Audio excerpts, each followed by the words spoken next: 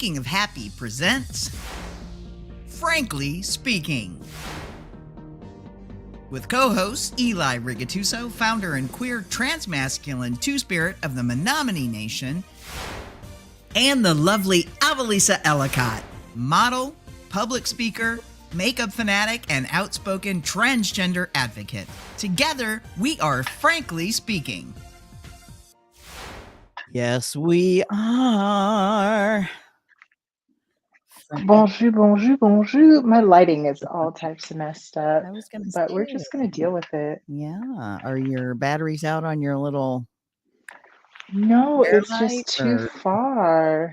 Oh. And I have that fresh, I've been out in the sun type of tan. I don't know what's happening. Blame it on the tan. And all that the tan's absolute fault. lack of makeup. It's whatever. You know We're what? going to deal with it. You still are phenomenal and fierce. Thank you, Eli. Thank you. Oh, you're so welcome. You're so welcome. All right. Well, you know, I was trying to decide what we were going to have a conversation about tonight. I, of course, you know, I always have a million and one ideas, and then we never seem to kind of land on anything, and it's totally fine. Tonight, It we just thought happens. we're going to shoot from the hip, and it's totally cool.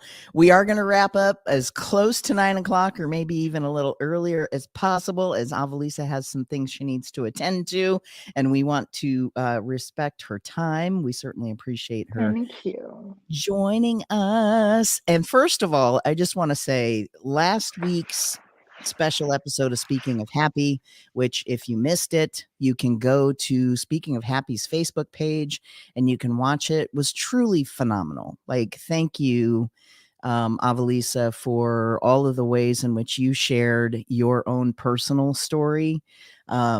We did a screening of Moonlight at the Benson Theater. Unfortunately, it was a little late on promotion and whatnot, so we didn't have a huge crowd. But I will say we do have the video, and I'm going to actually go ahead and pull it up here.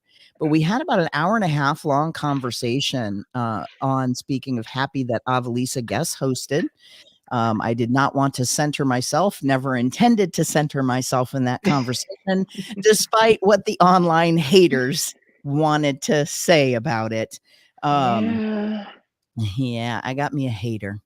But despite that, we had a really amazing conversation. Ange Bennett, who I just really love listening to them speak. Ange has been on the show and has shared about their own personal experience. Ange is non-binary, masculine expressing, goes, you know, has they, them pronouns. But Ange, also the thing that I love about Ange is always just call me Ange.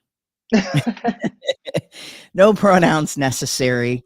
Just call me Ange. Anyway, I went ahead and posted a link to the video that is out there. This was from June 28th, last Tuesday night.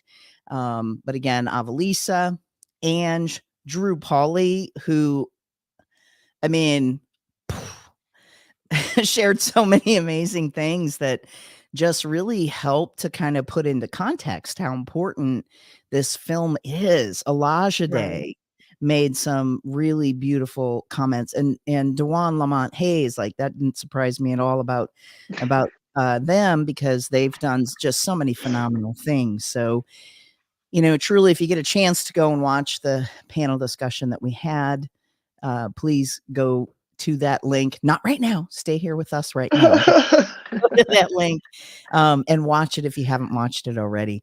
Is there anything else you want to add to that conversation, or anything that you'd like to express about that conversation, Avalisa? Not necessarily. It was a conversation around intersectionality and growing up Black and queer, and there were a lot of places that we could have taken that conversation, and that could have been a very, very long conversation. But everything that we did discuss, all of the conversation that we did have, was absolutely necessary, and it was so healing to be able to touch base with people and be like, same. There was so much same. in that conversation, and I loved it. I loved every moment of it. And this is the thing that I think is really hard for people to understand is that it's so important to have these kinds of conversations where we are handing over the platform and the stage and the spotlight, so to speak, when someone is sharing about an experience like you all were sharing, right? Yep. And it broke my heart because I wanted so many more people to show up in the audience and support. We hear all the time, how can I be a better ally? How can I be a better ally? Well, one way is to Show up. show up, people. And I mean, there's probably a million and one reasons why we could say it didn't go the way we wanted it to go, and that there weren't very many people because of XYZ or whatever. But it's like, come on. I mean, seriously, just, go watch the video, go watch that talk back, because it truly just solidifies to me how important it is to understand intersectionality, but also understand the experience of being a Black person in America. Yeah. And, y'all just really kind of broke my heart open, and then, carefully put it back together as I was listening. And I just could relate on so many levels. But to me, that speaks to, like, that's why I care about y'all so much. That's why I love y'all so much, because you're so generous in your sharing.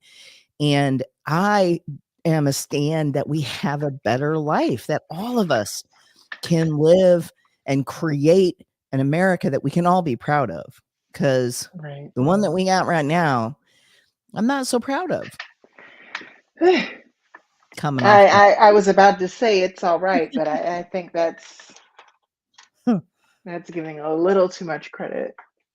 Yeah. Yeah. And I think you're right. So anyway, I don't want to get stuck in the weeds about all of that. But again, please go watch that and share some love, share it with other people, especially folks who are living right here in Omaha, Nebraska, and just kind of like help to kind of, keep that ripple effect going, right? Keep that ripple effect going. I'm going to go back through and watch that and kind of pull out some of the highlight comments too, just Yes. and share those separately, because it just really was such a powerful conversation. So again, thank you so much for that. Thank you for moderating. You were an amazing guest host. Not that I ever doubted, even with all of the technical issues that we had to work out.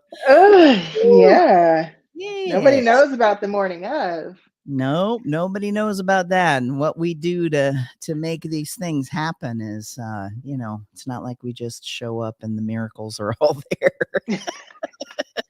There's lots of No, a planning. lot of work went in. Yes, yes. Okay, well, you know what I decided that we're going to talk about today? I'm going to just kind of toss this out there and just share a little bit about what's going on, because you, when you were living here in Omaha, you were part of the mayor's LGBTQ plus advisory board, and you were very well aware of the work that was happening with many of the folks on the advisory board about getting an LGBTQ plus center here in Omaha. Mm-hmm. And so I wanted to share about this because it's happening. And yeah, and it's much closer than many people can believe. And just long story short, I was having a conversation with John Carl Dankovich, and they were trying to decide, should we do this? Should we continue to go on? There's another organization that's building a center. And I kept thinking about it, and I'm like, well, the other organization that's building a center is very specifically focused on people who have been, impacted by incarceration or systems of oppression. And it's more focused towards folks who are Black, people of color, more specifically, right? And also LGBTQ plus people. Listen, I'm not here to hate on anything. because I actually was one of the people who told John Carl, look at all of the other nonprofits that service the Omaha area that are there for folks who are straight. There's multiple. Yeah. Why can't there be multiple organizations and nonprofits that are specifically servicing our community and providing services for our community? And that's when John Carl was like, oh my God, you're so right. Like, let's do this. And so they actually reached out to a local organization many people are familiar with. It's Heartland Family Services. And Heartland Family Services actually agreed to become the fiscal sponsor for Omaha for Us, which is a new LGBTQ plus center that we are raising funds for. We did kind of a soft launch around the 1st of July last. It's like the 26th, 27th, 28th. There was a press release that went out and some conversation around this soft launch and that we are focusing on. And I say we because I'm actually one of the board members. And, we're focusing on raising $75,000 in 75 days. And so I'm just going to read a little bit about this from this press release. So it's a nonprofit organization centering the lived experience and unique needs of lesbian, gay, bisexual, transgender, and queer individuals and families of Eastern Nebraska, Western Iowa, with a mission to build intentional community and create equitable space. Omaha for Us aims to grow LGBTQ plus focused, culturally responsive programming in an Omaha-based center. We're channeling the collective power of Nebraska's existing LGBTQ plus led organizations and programming to improve support systems for our community, says Director of Programs John Carl Dunkovich. By co-locating and coordinating efforts, we strengthen proven work and begin bridging gaps in essential services. And some of the top priorities of the organization, one of the main top priorities is offering mental health care. Particularly difficult for many LGBTQ plus individuals to access. The 2019 Strengths and Needs Assessment of Omaha's LGBTQ plus community found 4 in 5 respondents had mental health concerns. The 2011 statewide health assessment reported nearly 50% of LGBTQ plus respondents had seriously considered suicide. Now, that was 2011. I can tell you right now that those numbers probably, if they haven't stayed the same, they've gone up, especially since all of the 2020 pandemic and strain that it put on so many people. A lot of LGBTQ plus folks work in the entertainment and food industries. And so it was like huge impacts. They took huge hits in regard to their health and well-being and their, ability to even have a home, have a roof over their head. So, and I mean, there's more to it. You can actually go to the website and I'll put a link to the website, in the comments. But I did want to share a little bit about the mission. So the mission for Omaha for Us builds intentional community, creates equitable spaces for LGBTQ plus individuals and families of Eastern Nebraska, Western Iowa. The vision is an Omaha-based center which harnesses the collective power of new and existing LGBTQ plus led nonprofits through culturally responsive programs and dedicated LGBTQ plus community space. We are registered 501c3, and Omaha for Us was born from a presentation given to Omaha's mayor and staff regarding the LGBTQ plus community's need for programs, services, and space, and which compared Omaha to its sister cities and availability in available LGBTQ plus community supports. The mayor agreed and identified some philanthropic interests to move the project forward. And here's the thing. I mean, the mayor's already contributed $15,000 to the effort, and there's more coming. So, I mean, I love that there's, like she said, I'm in, she was working towards that. I remember a conversation that we had in one of our meetings where I was like, look, if we're bringing this up, Jean, you're going to either have to go big or go home. And that's and she looked right at me and said, okay, what do we need to do?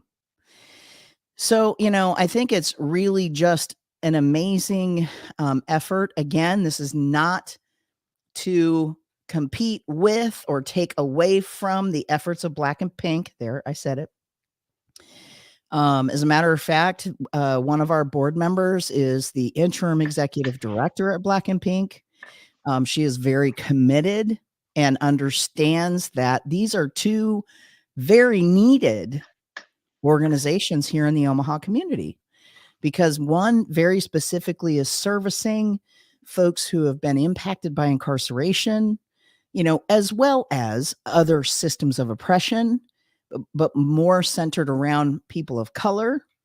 Now, they would never turn anyone away, just like Omaha for Us is never going to turn anyone away. It doesn't matter. You don't have to show up and wave your rainbow flag in order to be connected with services. Anybody who shows up is going to be connected with services and do what we can to provide services. So I wanted to share about that. I know that was a lot of information, and but but I do know that since Avalisa was kind of there in the beginning and was there for many of those conversations and had quite a bit of input as well in how this was going to look.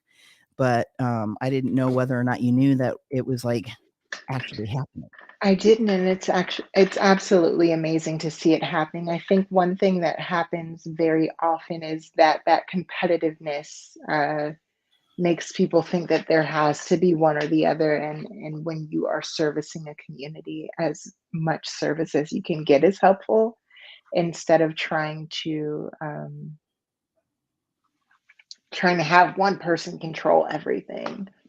It's Yeah. so much easier because at the end of the day, the service is what's important.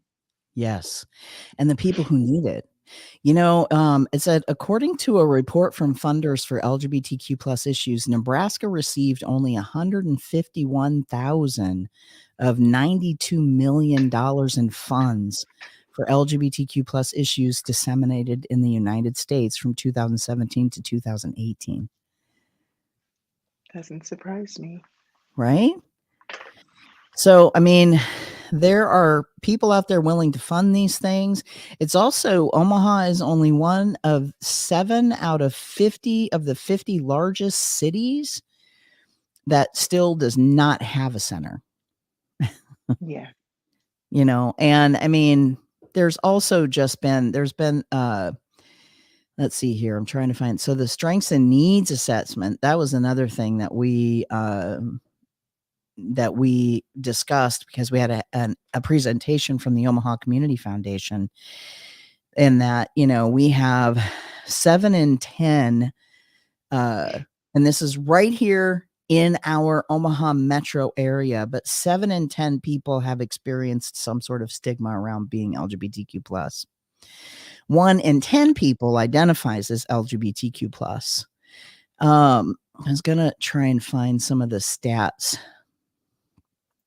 as they relate so the top rated needs for funding: supporting our youth, addressing unsupportive laws and policies, basic needs, housing, employment, education, income, poverty, intersectionality, well-being of our community, climate towards our community, and then increasing engagement of LGBTQIA plus population and creating a more inclusive community.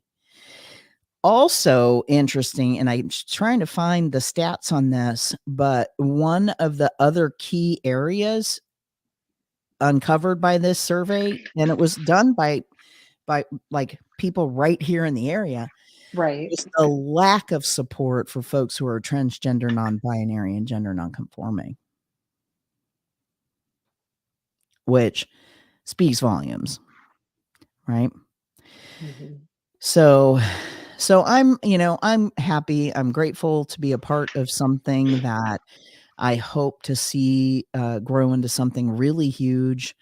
And also, like I said, I mean, I would love for the center that, include, or Opportunity Campus, that is being created by Black and Pink. I hope that becomes a huge resource for folks here, and that, I don't know, 10, 20, 30 years from now, when I'm probably long gone, because I'm about 105 already, these things will be continuing to operate, right? Yeah. because they're needed and necessary. So I know you said you were so tired. And I can feel your I can feel your low energy. It's one of those things where it was the holiday and, you know, when you spend it with friends and family, you tend to do a lot. And we got back last night, and then I had a lot of things to do today. I had an amazing meeting with the people at Texas Health Action and the Kine Clinic here in Texas, and that was amazing. But your girl's energy is low, and I have Mm, to wake up fairly early to be at a ribbon cutting ceremony for the Kind Clinic here in Dallas. So I am grasping at straws. I let you know earlier that it was going to be a very laid back, relaxed type of conversation. I did get laser today on my face and on my arms, and so they zapped it all out of me. But look at me up here on camera on the mm, internet with no makeup. mm. I showed Oh, them oh, to show these wow. puppies off. Those are gorgeous. I'm trying to get it because there's something special in that middle finger. There it is. Oh, I see the trans flag. That is sweet. That's Yeah. awesome. Are those painted on that way? Did you paint those on there or Well, I somebody else painted them on, but yes, I got the trans flag on my nails, and I love it. that is super cool. Now I know you're gonna be in Omaha soon, right? Yes, these are my nails for Heartland Pride. Yes, because Yeah, Avalisa is a grand marshal. Yay! so Oh, excited that that what am I announcement doing? was made. I have all these great sound effects and I don't use them. Whoops, I didn't mean to do that. In Avalisa. 2020, I was chosen to be the Grand Marshal of Pride, and I was so excited. I was so excited, and I know there was I think it was the adult prom that happened right before COVID hit real, real bad. And that was like the announcement ceremony that I was going to uh, be the grand marshal. And I was like, oh my God, I'm so excited. And then COVID was like, not today. And it hurt my heart so much. And so to be asked to be grand marshal again, I am so excited. I am keeping my peeper split for a special package that's coming in. Two special packages that are coming in. One will be for what I will wear during the parade, and the Oh, other will be for what I will be wearing to perform in. sweet. Now you're gonna be at Youth Pride also? I'll be hanging out at Youth Pride with you. Sweet. All right, cool. So we'll do some live streaming from Youth Pride. That'll be super fun.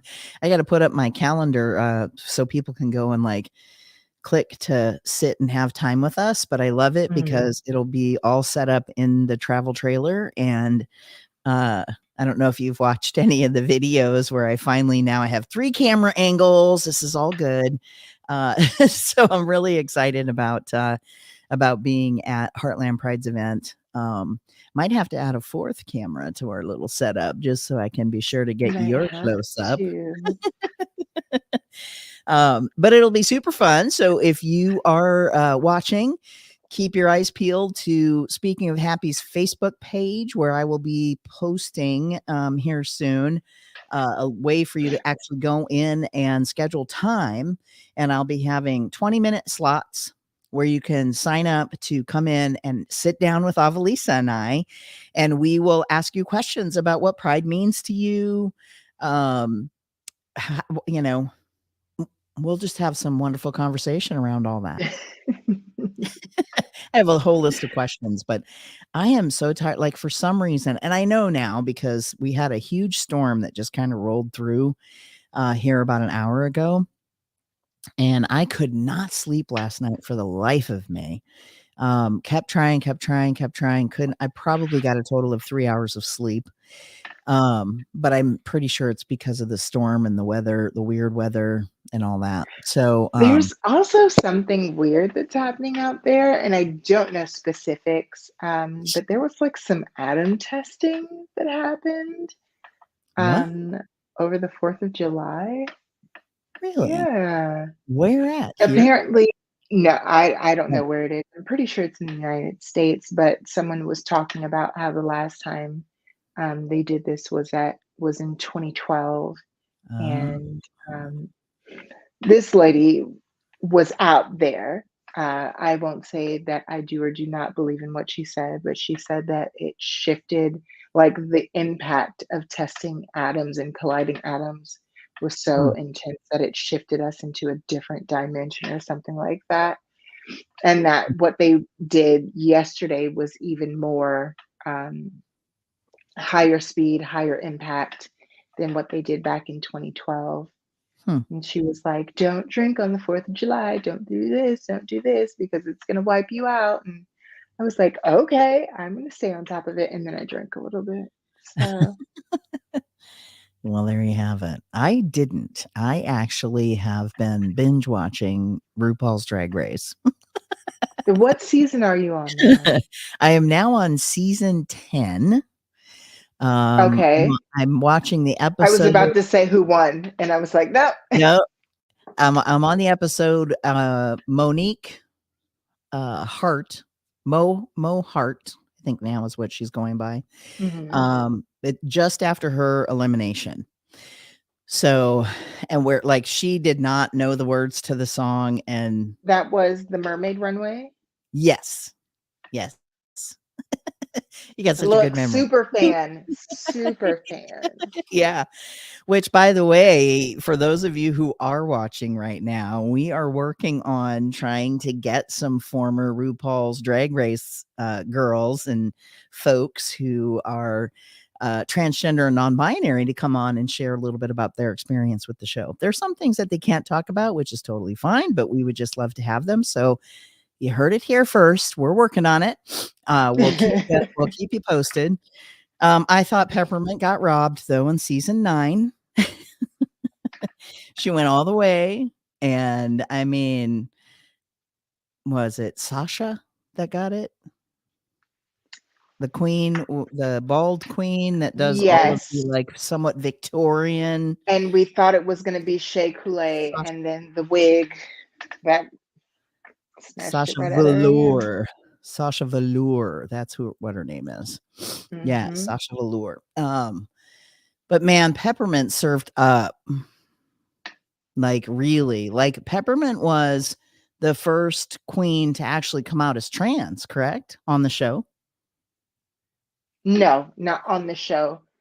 She She did come out as trans on the show. Like, she was the first that I know of. That was Monica Beverly season Hills 9. was the first to come out on the show. When was that?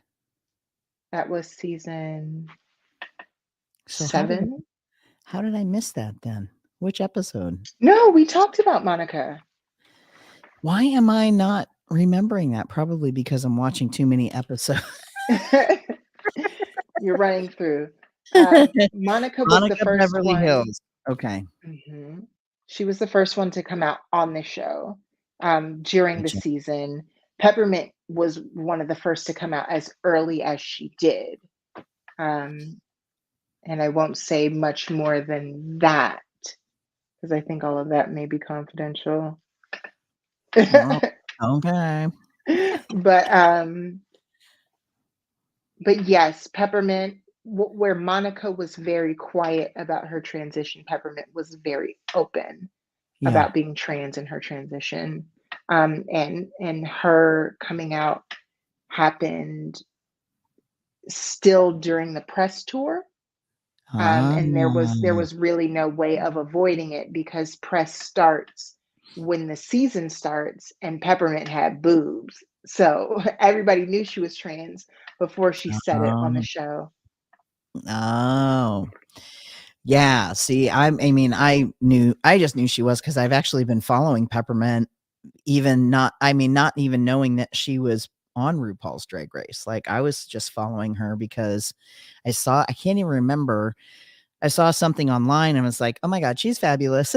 And so I started following her way back then, which was probably, I don't know, 2016, 2017, somewhere in there.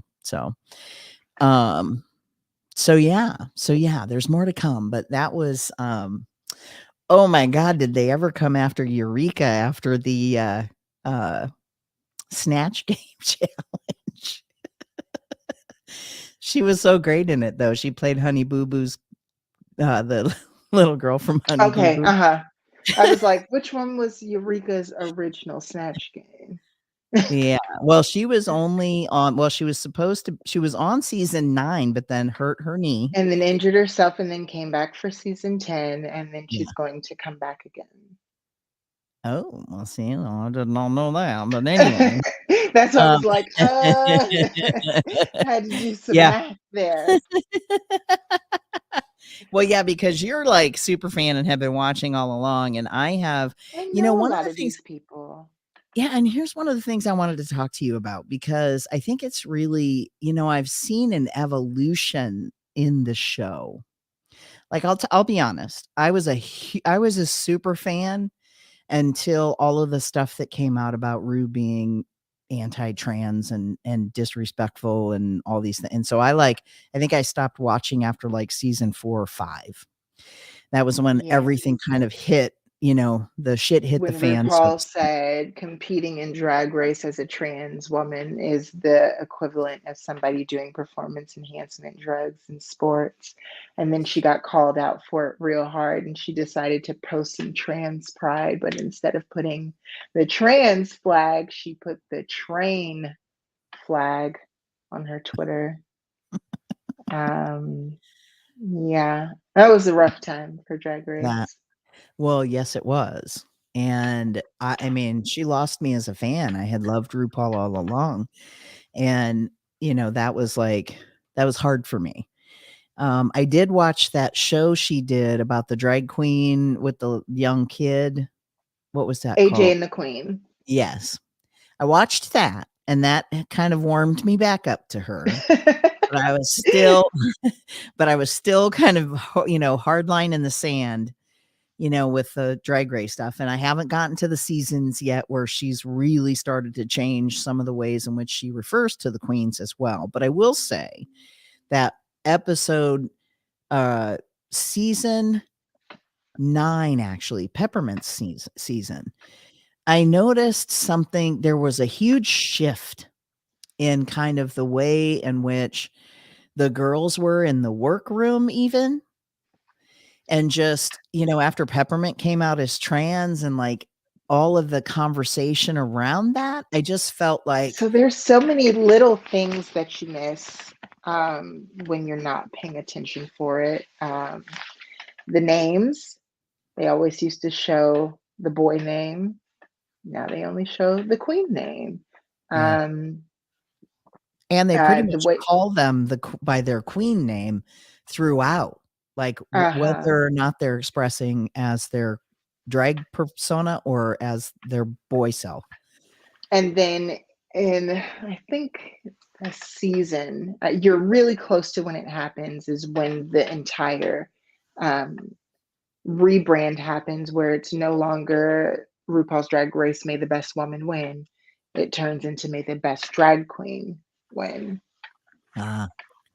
Well, I'm loving it. I'm, like, really living for just some of the shifts that I've seen, and just, Yes. one of the things that I think people might miss, it's kind of interesting because they just had Monique was just sent home, which I don't think Rue wanted to send Monique home. I think what she really wanted was to send Vixen home, but because Monique didn't do the lip sync and didn't know the words, she really gave her no choice because Vixen served. Like, she knew the words and did the flips and the drops and the whole thing, like, on it. Mm-hmm. Like, I was like, "Whoa, okay." But it was just kind of like this, "Wah, wah, wah. Can't believe that you didn't learn the words to the song, sis. What are you Yep. doing?" So, Um, but it's like, the thing that I thought was interesting is that I don't know how I'm gonna be able to articulate this in a way that makes sense.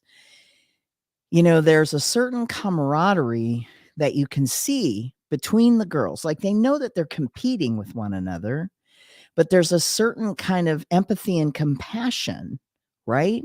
Like, I love how they explain the reading, like when the library's open and Rue was talking about how, look, this is supposed to be a safe place where that we're just joking, right? And some of Uh-huh. those jokes fall flat, admittedly, and some of those things can be taken in a way that feels kind of harmful, right?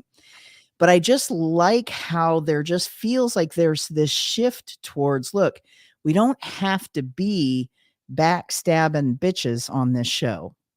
So what you're going to see moving forward is once the show got off of Logo, and I'm so excited to be in Omaha.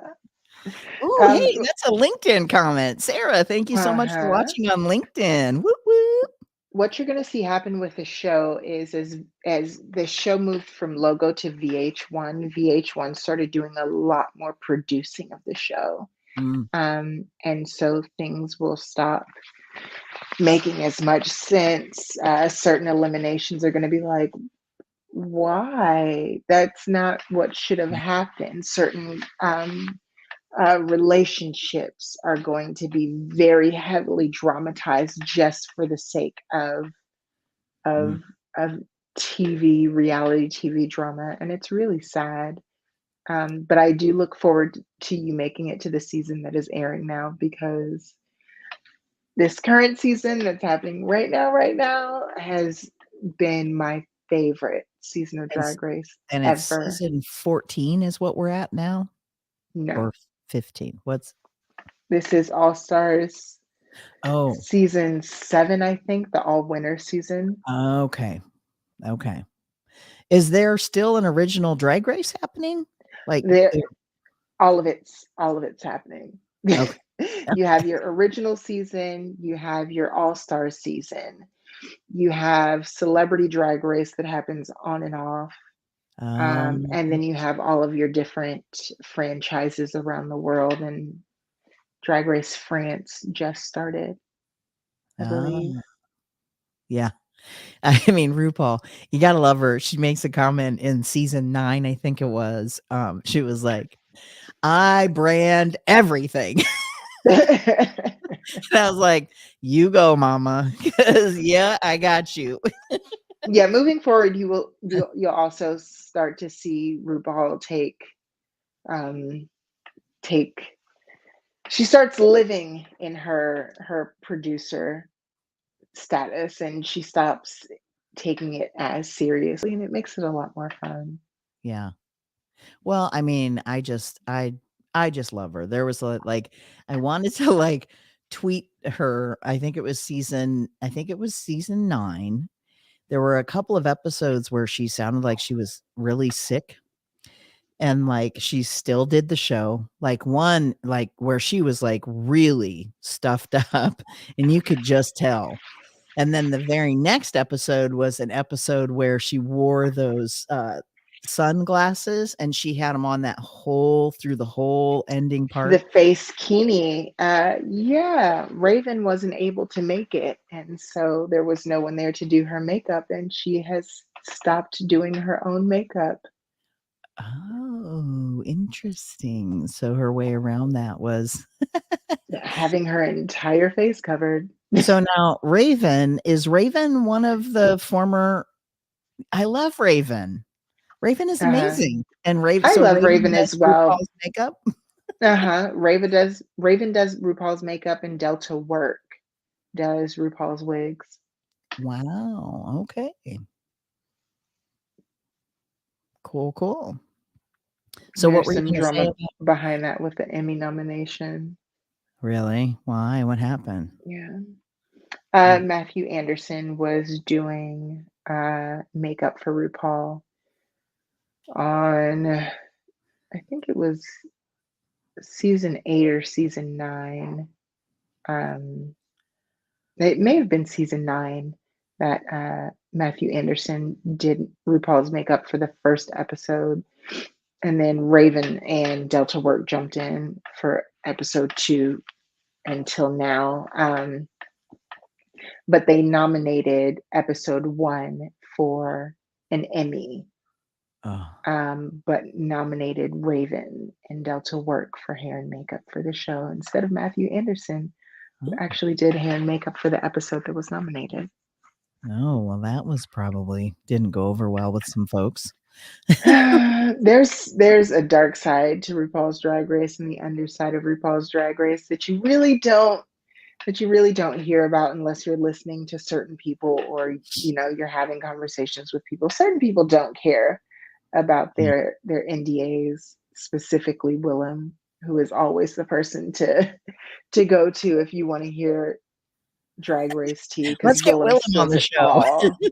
Oh God, we don't have enough money for that. I know we don't. Although I do have a friend who is good friends with Willem. So I'm Every like, time I see Willem, Willem's like, I hate you because you're beautiful. And I'm like, oh my God, thank you. Do you remember me this time? And she's like, maybe let's take a picture. So I have like 6 pictures of me with Willem. And every time I'm like, do you remember me this time? No. I oh love goodness. Willem. Willem. Willem is quite the character. Yeah, I had the uh I should say, I'm trying to find what word am I looking for? It seems like such a different time in my life. In 1995, I was selected to go live on Fire Island and take care of a house for a very wealthy gay man who rented a house on the island for the summer. And I met a lot of really amazing people who live in New York but worked on the island, and then a couple that like had homes of their own on the island. Um, one who lived in Cherry Grove. And so, she actually connected me with someone to get me a job so that after my summer was up, I could just move to New York. And I actually lived in New York for about, I don't know, just under a year after my Fire Island experience. But anyway, Gina, is the one actually who knows a number of these queens as well, especially the New York queens. And so she'll post a lot on her Instagram and stuff about these queens and being at, and a lot of these queens actually perform at the Ice Palace, which is in Cherry Grove. And so some of these queens she's known for a very long time, like decades. So it's just kind of interesting to, oh, look at you. Where's that at? Hey, It's in see? Austin. Oh my God, look at Willem. What is she I doing? have so many of these on my phone where I'm like, do you remember me this time? No. How many times do I have to meet you before you will remember me?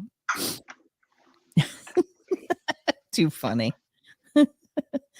All right. Well, for those of you who are just joining us, we're just having a very casual, frankly speaking, conversation this evening, just random stuff that we're talking about. But I did want to let y'all know a little bit about Heartland Pride and what's happening July 15th and 16th. To be clear, Heartland Pride actually has always been incredibly supportive of what we're doing for, speaking of happy and frankly speaking, and they've selected Avalisa as the Grand Marshal for this year's Pride. She was actually selected for 2020, and then 2020 didn't happen. And so uh, We at don't least talk about Pride, 2020. yeah, at least the Pride celebration didn't happen. But what's really awesome and fun about this year's Pride, not just about Avalisa being Grand Marshal, but also Avalisa and I are going to be sitting and doing interviews together at Youth Pride July 15th. Youth Pride is from 6 to 10 p.m. and it's taking place at the CHI Health Center Arena downtown. And so it's an indoor event, which is pretty awesome. And so Soon, I will have a place where you can go if you want to come and sit in the Pride trailer with myself and Avalisa and have a quick little interview about what Pride means to you. You'll be able to schedule time with us. So that'll be super fun because we will be live streaming from the trailer on Friday at Youth Pride. And then again, we'll be at Avalisa will be in the parade in the Grand Marshal's car. I I think I'm will right be behind you. I think you are too, because I think we go right after the motorcycles, the Pride trailer. Excuse me. So anyway, so then the Pride trailer will be in the parade, and then we will go back to the arena, and I will park in the arena, and we'll do interviews during the day. For let's see here, I got to go back to the festival. So the parade itself starts at 10 a.m. It's downtown in the old market. And then the event, the festival starts, I believe, at noon or 1. I think 1. Is that outside of CHI? Outside Oh, of the Derek arena? Barry is performing. What? Derek Barry's performing. I performed with Yes. Derek a long time ago. 8:05 p.m. Derek Barry. It's Derek. You gotta Derek tell my does a husband. Britney impersonation. That's how she became I wonder popular. if Derek's husbands will be there. Husbands, plural. Hmm. Okay, go Derek. Let's see, Thea Austin. Those are all the performers. Prince Poppycock, Lady Bunny, Carmit and the Pussycats. Thelma Houston is performing. Nina Sky is performing. But I was trying to find what time the festival doors open. I believe doors open at 4. The DJ Let's plays see. music from 4 to 5, and performances start at 5. Well, the festival opens at noon. So the parade is Okay. at 10 a.m. and then the festival doors open at noon. But the bigger performers actually start. Let's see here. I think kicks off with trying to open this in a new link. Here we go, new tab. So 6:30 is when Thelma Houston takes the stage. So 6:30, 7 o'clock, Nina Sky. 8:05 is Derek Barry. 8:15, Thea Austin. 9 o'clock, Prince Poppycock. 9:30, Lady Bunny. And 10 o'clock is Kermit and the Pussycats. So it looks like they are the headliner. Come earlier than that, and you'll see me perform. What time? What time? See? I don't know our time slots, but the local queens start performing at 5. Okay. Awesome. Sweet, sweet, sweet. All right. And Avalisa puts on a show. So if you have not seen Avalisa perform, then you need My to. body already hurts. Oh, hey, so Michelle, so wonderful to see you both again. Can I ask for some advice in regards to my 10-year-old NB kiddo? Sure. Yes, Yes, of course. Michelle. What do you need? Michelle is one of our super fans. Well, I'm going to keep talking about Pride. Michelle, if you're still here, go ahead and ask your question. Here we go. All right, finally got a referral and appointment for an endocrinologist to discuss hormone blockers. Any pros or cons I should know about? Any questions I should ask? I'll tell you what. Hormone blockers. First of all, I don't know who your endocrinologist is, but I can tell you that the ones in Omaha I know are incredibly informative. If you're going to Dr. Amora Mhm. or anyone in Dr. Amora's office, they are so good about really kind of giving you all of the information that you need. I will tell you that I think the pros about being on hormone blockers is just that the blockers are going to prevent your kiddo's body from continuing to develop in a way that may be incongruent to how they see or feel about themselves. Wouldn't you say that's a pretty good way to Yes. describe it? What would you say are some of the other pros, Avalisa? I would say that it is a good pause button, and being a kid, having a pause button, especially when it comes to puberty, is extremely important because I know I went through weird puberty. I started boy puberty a little bit and then got flipped into girl puberty and then went back to boy puberty. Like I Mm, started growing boobs and that was weird. I thought I had cancer. wow. Um, but that was extremely affirming for me. But everything else that happened was not. And I wanted it to stop and I wanted it to go backwards. It's one of those conversations that is going to be open, a fully open, hey, we're going to have this conversation and then we're not going to talk about it until you want to talk about it. Like, what are your fears with what's happening to your body? Like, what do you want to make sure doesn't happen? What do you want to make sure does happen?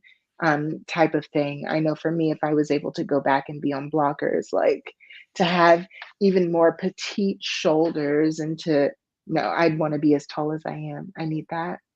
But, some of the very hard reversible things, like facial hair and body hair. If I could have avoided all of that, that would have saved me so much time, Yeah. money, and stress.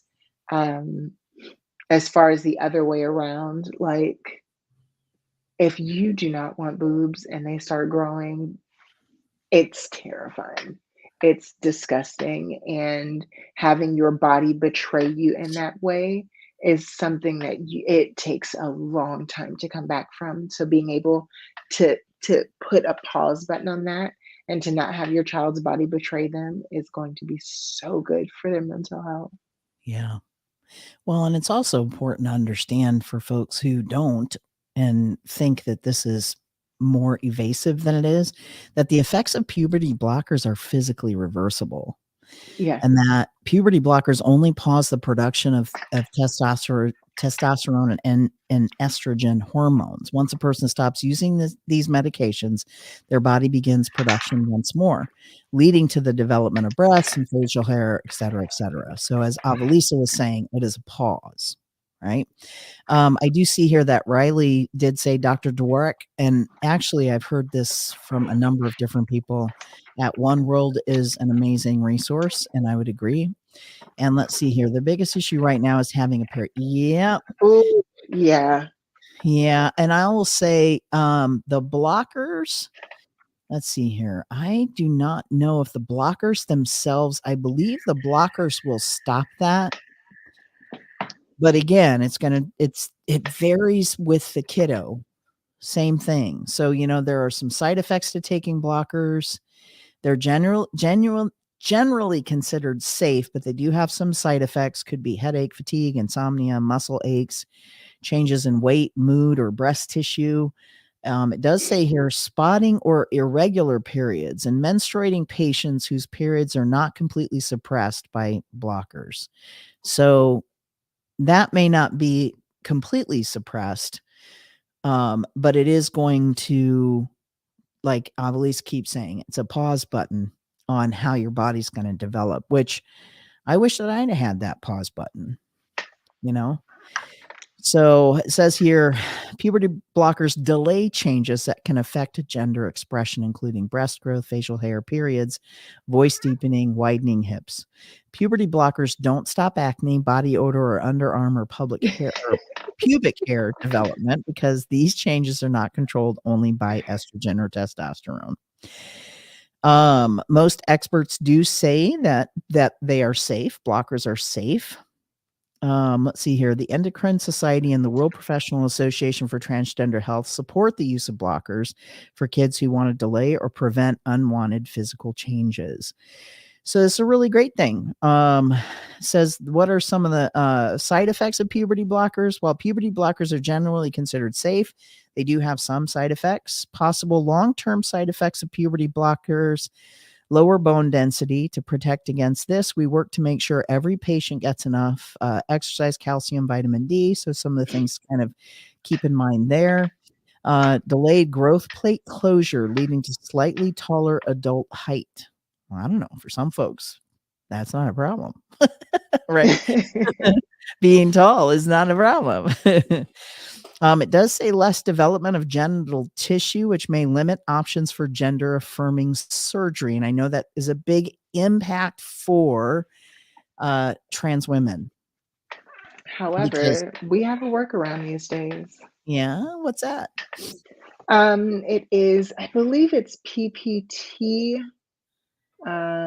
It's not penile inversion, but it's a form where they go and they start. This is about to get very informational and educational. They start the opening of your vaginal cavity with the lining, the skin of your penis, and Mm, then they connect that to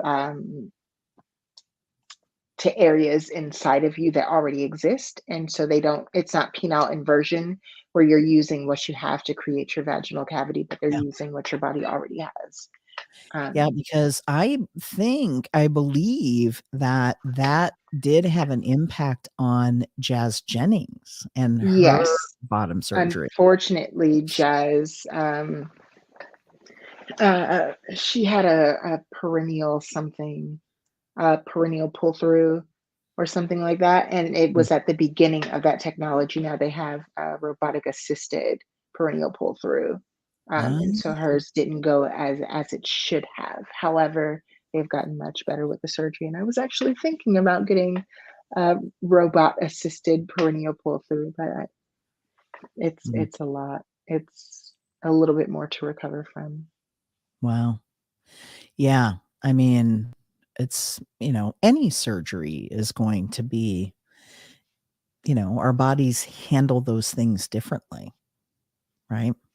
So, yeah, I think, Michelle, I would definitely take notes, like I Yes, said, if I you're would take notes. I would bring a notepad and a pen. yeah, and also be sure because it is going to be a lot of information that they're gonna throw at you all at once. Take a notepad and a pen. Be sure to ask them if it's okay if you ask questions, after the fact, if there's a way for you to actually reach to a nurse and, say, "Hey, I've got this question that came up. It just kind of, popped into my head, and I'm just curious. Not sure if it was covered," but definitely take notes. Um, and and make sure that you're able to reconnect and continually be able to connect with the doctor who is prescribing the blockers so that you can, just kind of be aware of what's going on with your kiddo, right? Because your kiddo's pretty freaking amazing. I interviewed Jade at I still have to put those up. You can actually, though, I'm gonna do that. I'll send this to you, Avalisa, if you wanted to go and watch. But Michelle's kiddo, I interviewed Michelle and their kiddo Jade, who honestly, I just cannot believe some of the things that they were sharing. So freaking brilliant. So freaking brilliant. You know how people will say out of the mouths of babes?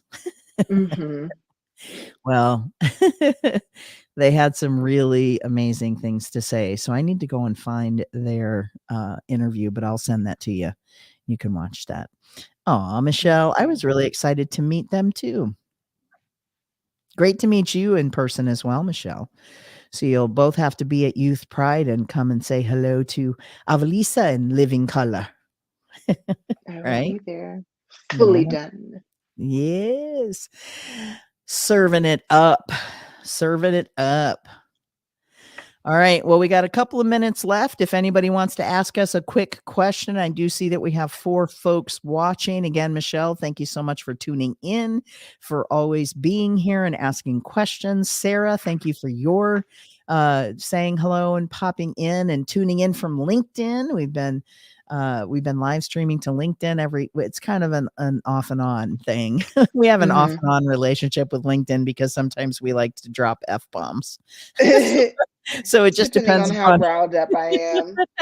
just depends upon who we are interviewing, whether or not we'll we'll be there. Let's see here. We have another comment here. I'm excited to be at my first Omaha Pride. but with the unrest in the nation, I do feel some anxiety. You know what, Dominique? You're not wrong. Um, with some of the things that are happening, I will say this much. I do know that uh, we, uh, the folks at Pride have been in like very close communication with the city of Omaha. They are, again, the events are taking place inside. So the only event that's taking place outside is the parade. That's the only thing that's taking place outside, but they have stepped up security. They're working with OPD plus an outside security agency who is LGBTQ plus friendly. And I can't remember the name of it. And I'm going to kick myself. Let me see if I can find it here real quick. Probably can't. Um, terrible. But they're, just amazing. They've already been in communication. They're always thinking about these things behind the scenes. There's no local threats happening, so I don't think we need to worry about that. But yes, Dominique, thank you so much for your comment, and we are excited for you to be at your first Omaha Pride as well, and we hope that you'll come and look for us at the, speaking of Happy Pride trailer, which will be located inside of the CHI Center as well, so I'm really super excited about that. Gonna pull that baby in there, 27 feet. It'll be fun to try and figure out going in for Youth Pride, and then I will be pulling it back out so that I can be in the parade in the morning, and then right after the parade, taking it back to the CHI Center and pulling it back in and getting all set up for interviews at the festival. So really super excited. Again, thank you so much. Yeah, see, it's gonna make Jade's whole day to meet you, Avalisa. Woo, woo. All right. Well, then I'm we jazzed. yes, we are all jazzed. Those are my jazz hands. My All right. jazz Well, hands are tired. yeah, I hear you. Mine too. I'm about ready. All right. Well, thank you. We're a little minute over our time here, but again, Avalisa, always great to connect with you and be in Of conversation. course. And we will see you soon. Good Uh-huh. night, everybody. Thank you so Good much. night. Goodbye.